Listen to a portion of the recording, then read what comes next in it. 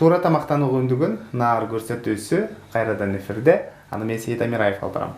Ардактуу көрүүчүлөр, бүгүн дагы биз өзгөчө каарманыбыздын үйүнө конокко келгенбиз. Анда мен сиздерге тааныштырып өтсөм, Ош мамлекеттик университетинде филология илимдеринин кандидаты, доцент Семетей Амиралиев. Саламатсызбы? Саламатсызбы?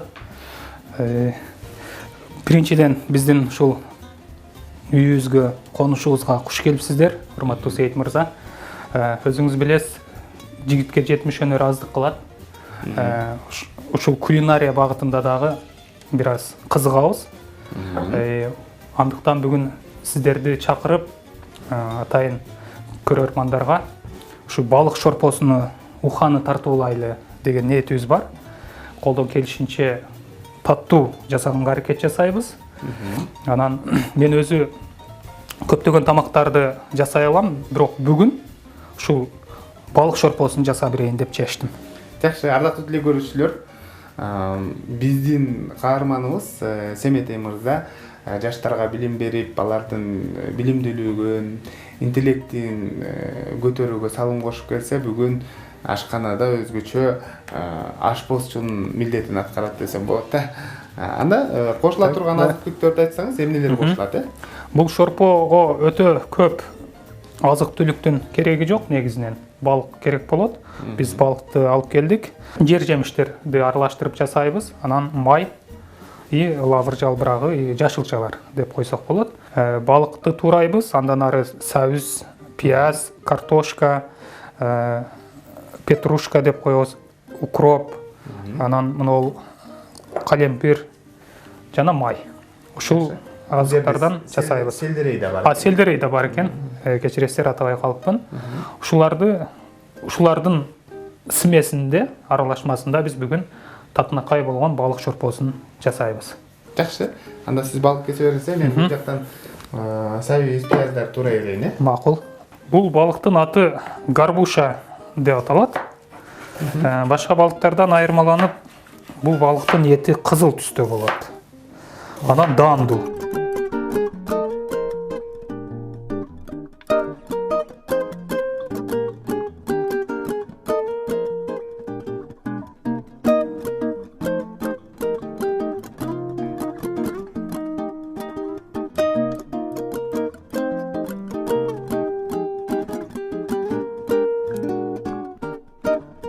Урматтуу көрүүчүлөр, биз азыр кайнап турган сууга мына кесилген балыктарды салабыз.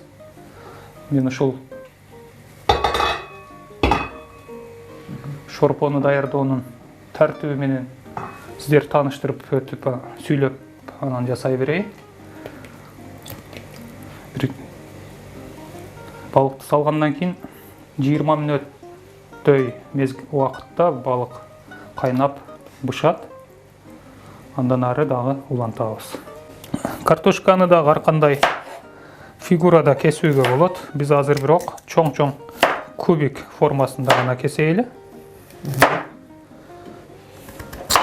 Өтө майда кесилгенде деле картошка эзилип кетет. Ашканада көп эле тамак жасайсыңар? Көп эле жасайбыз. Мен айрыкча студент мезгилде ар күнү тамак жасачумун. Азыр эми үйлөнүп, балалуу чакалуу болуп болгондон кийин келинчегим жасап калды. Мен ашканадан бир аз алыстадым. Анан мен негизи мугалимчилик кесүү менен алектенем. Тамак ашканча көңүл бурбай калдым. Эми албетте азык-түлүктү өзүм сатып келип берем. Анан үйдө аялым өзү дагы кулинария курсун аяктаган. Ал дагы абдан кызыгат тамак жасоого. Анан тамакты ушул чын ниетиден, чын дилинен берилип жасайт. Кайсы тамакты өзгөчө жакшы көрүп жейсиз? Мисалы, келинчегим жакшы тамак жасайт деп калдыңар. Дээрлик бардык эле тамакты даамдуу жасайт. Анан айрыкча мага анын жасап берген мантысы жагат. Мантыны ушунчалык укмуш жасайт да. Анан манты кылчы деп көбүрөөк айтам. Демек, камыр тамакка жакын экенсиз. Ооба, камыр тамакка бир аз жакын болуп, азыр эми бир аз толуп да баратам, бирок эми чектейм камыр тамакты деле, бирок ошол манты деле жасаганда өзүмдү башара албай калам да. Көбүрөөк жеп алышым мүмкүн. Өзгөчө тамакка даам берген бул селдерей болуп эсептелет. Муну сөзсүз түрдө кошуңуздар. Чийки да кошсоңуздар болот, анан пайдалуу дагы да. Биз ар дайым ушул тамак жасаганда келинчегим ушундай витаминдүү азыктарды, көбүрөөк жашылчаларды аралаштырганга аракет кылат. Анан мен өзүм дагы жакшы көрөм жашылча жемишти. Анткени витаминдердин баары ушул. Тамак болгондо көбүрөөк биз ушул эт азыктарынан, анан камыр азыктарынан бир аз алысыраак болгонго аракет жасайбыз. Бирок манты болгондо камырга көңүл бурбай калабыз да, эт менен камырга. Туура тамактан унутуп коет экенсиңер, э? Ушул манты болгон мезгилде эреже бузулат. Мен өзү алгач таптакыр эч кандай тамакты жасай албайт болчумун. Анткени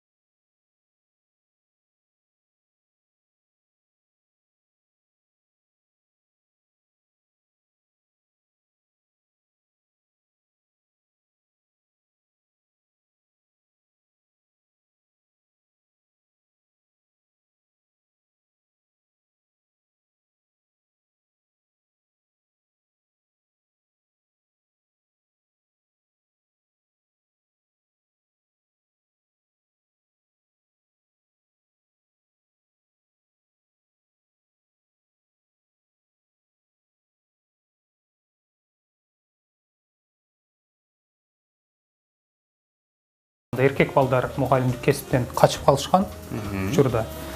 Бирок мен ушул мугалимдик кесипке балалык чагымдан бери ыктап ушуга тапшырам деген ниетим болгон. Буга мен атам себеп болду деп десем жаңылышпасам керек. Анткени атам мектепте мугалим болчу. Азыр эми ардактуу пенсияда. Ошол атам биз бала кезибизде таза кийинип, жуунуп таранып, мектепке барганга көзүбүз күйчү да. Ушул биз дагы атамдай болсок экен деп анан ниеттенчүбүз. Кийин анан буга дагы бир нерсе себеп болду. Биз айылдан болобуз. Айылда бизде мектепте орус тили адистиги боюнча мугалим жетишпейт. Анан биз кээде орус тилин өтпөй эле айрым класстарды бүтүп кеттик да. Анан ушул социалдык көйгөйдү чечүү максатында дагы ушул эл жерге кызмат кылуу, патриоттуулук менен барып иштеп, ошол жерде салым кошойлу деген негизде ушул мугалимчиликке тапшырдык. Бирок тилекке каршы биз окууну бүткөндөн кийин ошол айылга барып орус тилин окутпастан ушул өзүбүз аяктаган Ош мамлекеттик университетинде эле кайра иштеп, ушул жерде эмгектенип калдык. Жакшы. Азыр бул жакта курулган даяр болгончо курулуп калыптыр. Анда отуну бир аз азайтабыз. Анын азыр балык бышканда балыкты башка идишке алып турабыз. Анан ошол шорпого картошканы салып кайнатабыз дагы. Жакшы. Бул бульон деп коет негизи.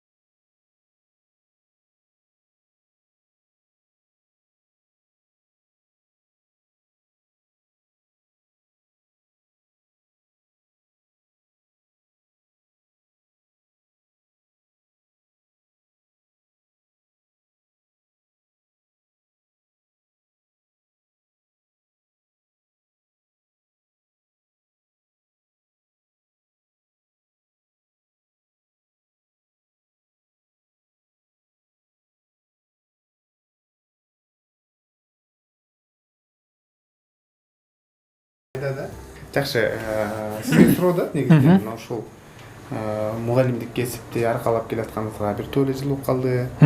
Бул арада филология илимдеринин кандидаты, доцент болупсуз. Анан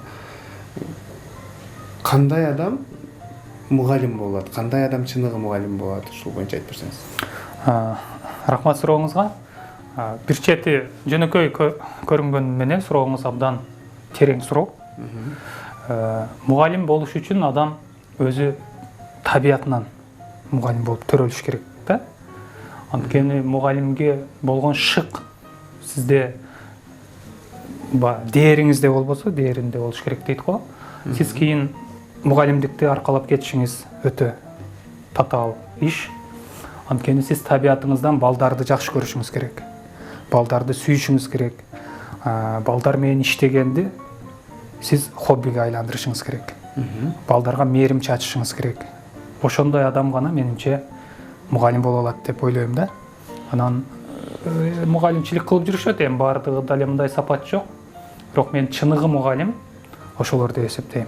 Жакшы, анан айтсаңыз, мисалы, бүгүнкү күндө жаштардын билимге болгон умтулуусу кандай?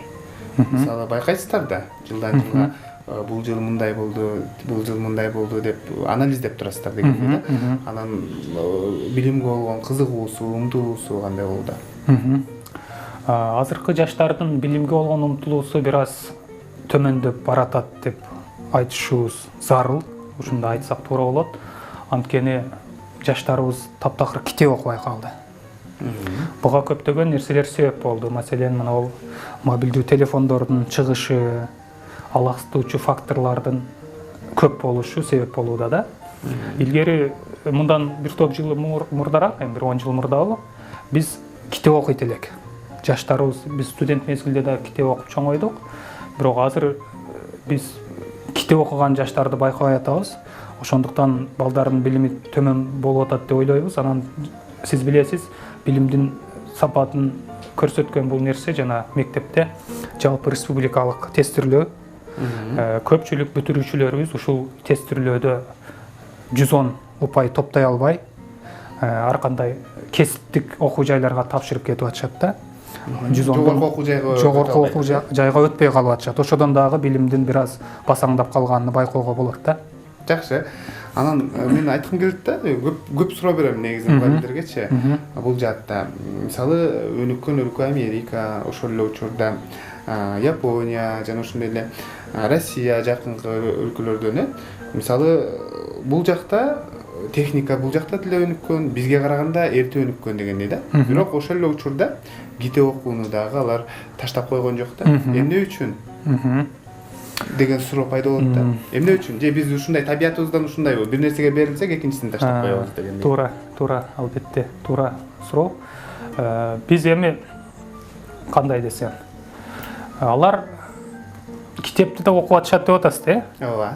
Бизде Себептен статистиканы эсептеп көргөндө, мисалы, ошол Япония, Америка, ошол алдыңкы саптарда турат да буларчы. Китеп окуу боюнчачы. Эми алар ар кандай жаңы нерсенин терс жактарын дагы билишсе керек, чамасы. Анан бул китеп окубай коюу бул өзү негизги бир чоң өлкөнүн, жаштардын азыркы замандын трагедиясы десек болот да. Китеп окубаган коом бул өтө чоң кылмыш кылганга барабар экен да. Ошондуктан биз китеп окуганга кайра балдарыбызды, жаштарыбызды тартышыбыз керек. Китепке болгон мамилени өзгөртүшүбүз керек. Анткени китеп билим булагы деп коет. Туурабы? Биз китептен билим албасак, анда биз каяктан билим алабыз? Эми техника өнүгүп атат. Техника бизди алаксытып эле жатып калышы мүмкүн. Ага деле бирок аралашышыбыз керек, бирок китеп окуганда таштап койбош керек. Жакшы. Азыр болсо эми балык этин кошобуз го, Биздин тамагыбыз бышканга бир аз убакыт калды. Таганда балык этин бул жакка аралаштырабыз. Башка өлкөлөрдүн жарандары, мен ойлойм, алар убакытты туура бөлүштүрүштү билишет. Бизде ушул көйгөй бар деп ойлойм да. Бир аз жалкообураак. Жалкоо да болушубуз мүмкүн. Убакытты кантип пайдалуу коротушту билбейбиз. Балким ошол 24 саатты биз деле ошол техникага деле жумшап, телефонго деле жумшап, китеп окуганга деле жумшасак, негизи болот да. Ошолор сыяктуу эле. Бирок биз ошол менталитетибиз бир аз башкача болуп атат окшойт. Жакшы тилек кылалы. Жакын күндөрү ушул сиздердин салымыңыздар менен дагы ушул жаатта жүргөн көптөгөн биздин ага эже, илимпоз агаларыбыздын салымдары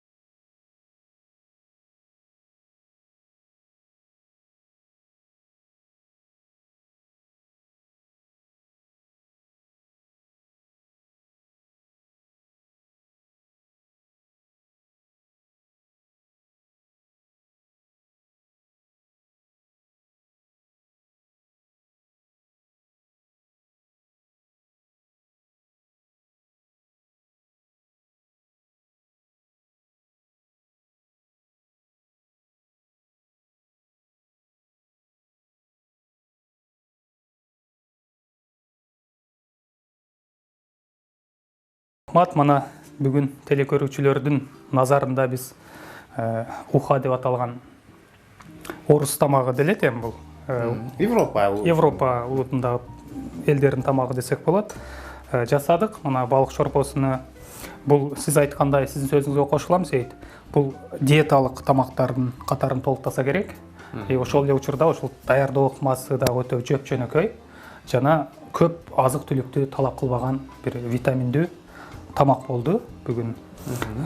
Анда биздин рецептибиз урматтуу телекөрүүчүлөргө жаккан болсо, ушул рецептте сиздер дагы тамак даярдап, жеп, жыргап, ушул турмуштан рахат алышыңыздарга мен тилектешмин. Бүгүнкү биздин берүүгө ортоктош болгонуңуздар үчүн баарыңыздарга терең ыраазычылык билдиребиз. Ушул дагы кайрадан эфирден көрүшкөнчө саламатта болуңуздар дейм. Жакшы, сөзсүз түрдө дагы чакырсаңыз үйүңүзгө келип турабыз. Жакшы рецепттер менен, Макул. Туура тамактанган адам ооруга аз чалдыгып, батсак каят деп айтып коюшат. Ошондуктан